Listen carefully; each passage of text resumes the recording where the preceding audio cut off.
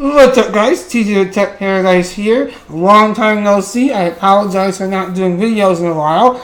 I have just been very busy, but I did want to come back to you guys and talk about Tuesday's Microsoft event in Shanghai where they introduced the new Surface Pro.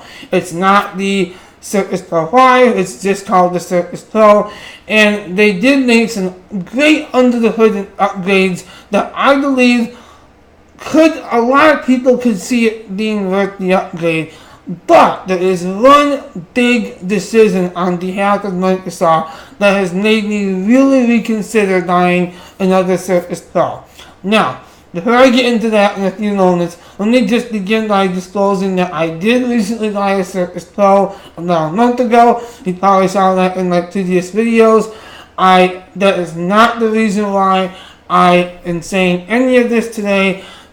Because I was honestly going to upgrade to the Surface Pro, the new Surface Pro anyway, in a few months until I saw this event today and found out one big thing, and that is that Microsoft is no longer including the Surface Pen, with the Surface Pro.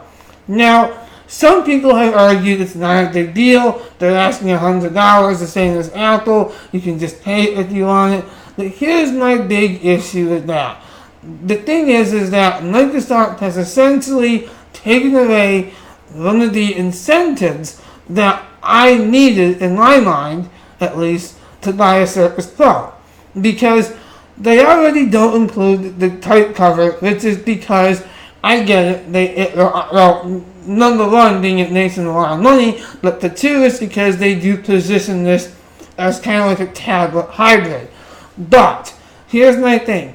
If they didn't want to include this fancy dancy new Surface Pen, which I forgot to mention until now, but they didn't release a new Surface Pen today too, and this new Surface Pen has I guess some new features, including it's not pressure sensitive. It has new detection, all kinds of new things that just make it a better pen. Microsoft claims the best pen on the market. I don't know about that until we test it. But the thing is that with that in mind, Microsoft could have said, well, we'll call this the Surface Pen Enhanced, but still give the standard Surface Pen in the box. They didn't do that. So, to me, I look at every single thing that I purchased that's expensive, like this, and I consider this an expensive purchase, and I look at it in terms of value. And when a company like Microsoft or even Apple takes away something of value, and it takes value away, I should say, and gives you less for your money, I take notice of that, and I really take big issue with it. So to me, I will no longer probably buy the Surface Pro. That doesn't mean I'm going to abandon Microsoft's hardware. It just means that I'm going to probably buy the Surface laptop for a good reason. Now, the biggest criticism that a lot of people have been giving the Surface laptop is that it has a fabric keyboard. I think they call it the new Alcantara or something like that. A fabric keyboard that's, it's soft material instead of the usual, aluminum that you would find on most computers or plastic or whatever. But the thing is, and they say it's too hard to clean, but in all honesty, it shouldn't really be that difficult to clean. Let's be honest. It probably won't be that difficult to clean, and the Surface laptop is a beautiful device. And for the same price as the baseline Surface Pro, you get the same identical specifications, but you get the keyboard included. So that's my argument as to why I would say, before you go spend money on this new Surface Pro, at least think about the Surface laptop. Because, again, it's a great value, absolutely beautiful machine, and it still has the same innovative features like Windows Hello, which I just think is awesome. Being able to just log into your computer with your face really does feel like the future to me. And again, the Surface laptop does have that Windows Hello feature. Now, going back to the Surface Pro, since that was released on Tuesday, so let's go ahead and get back to that. The Surface Pro does still have some benefits. If you're looking for a tablet hybrid, like I said earlier, then yes, the Surface Pro continues to be your best bet. And if you want something that really will be more beneficial for note taking, you obviously want the Surface Pro. Because I don't even know why you'd want to use this on a Surface laptop. That just makes no sense at all. And so, absolutely still buy a Surface Pro if you're going to do a lot of note taking. Which is why I'm a little hesitant about eventually selling my Surface Pro that I have now. I love my Surface Pro 4, and I love the design concept of it, and I can see myself taking notes of it in college, which I do take college classes.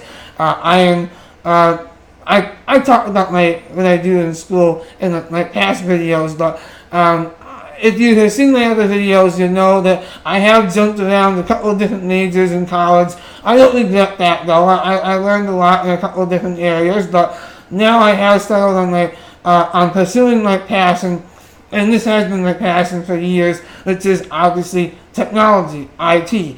So I will be getting my degree in information technology, which will allow me to advance my career and get into jobs in all kinds of IT positions. So I don't want to get into that too much, though. I just wanted to tell you. So this will be immensely useful to me, having a Surface Pro for college. Now, with that being said, there's a chance I could ultimately decide to abandon the Surface Pro and get a Surface laptop. But if I do that, it'll be mainly because of the screen size is a little bit bigger, and I do find that attractive because, well, the Surface Pro, and I'm not really trying to vandal, but really I think this is a key thing to mention. The Surface Pro has a 12.3-inch PixelSense display, which is a beautiful display. It has great color gamut, it has great accuracy. It's really a phenomenal display. But so is the display on the Surface laptop, and it's also 13.5 inches compared to, like I said, 12.3 inches. So there's a lot to consider between the two devices, and ultimately I think it comes down to you. What you will use the most, what features you will use the most. So my message to Microsoft is plain and simple. I think you made a bad move by not including the Surface Pen with this new Surface Pro. To me, that really killed the allure, if you will, of buying the Surface Pro. I still have a deep respect and admiration for the design concept of it, though, and I'll continue to enjoy my Surface Pro until I eventually upgrade to the Surface laptop down the road. But that's just me. So I hope you guys enjoyed this video. Actually, there is one more thing that I want to do. In case you still, after hearing me talk about all this, you still want to give the new Surface Pro a chance, I will take you very quickly through the different models that you can choose from, which in all honesty is not that different from the Surface Pro 4 lineup. And also I'll give you a quick little glance at the comparison of the technical specs here. As you can see, actually very similar and actually identical to the baseline between the Surface Pro and the Surface laptop. The key difference being battery life. Microsoft claims that the Surface laptop gets a little bit better battery life, but again, we'll see after we see some testing in real world usage. Let's see if that's really the case. Obviously, still Windows Hello, great feature. Everything else is pretty similar. So, and there's some differences too. Like you don't get the on the Surface laptop, you don't have the micro SD card reader, which is actually kind of surprising. But that's enough of the technical comparisons. You can always check that out later. I do want to go ahead and show you the lineup of the Surface Pro models, and I'll give you one final warning. I don't know if I can't remember if I mentioned it already in the video or not. I'll do it now.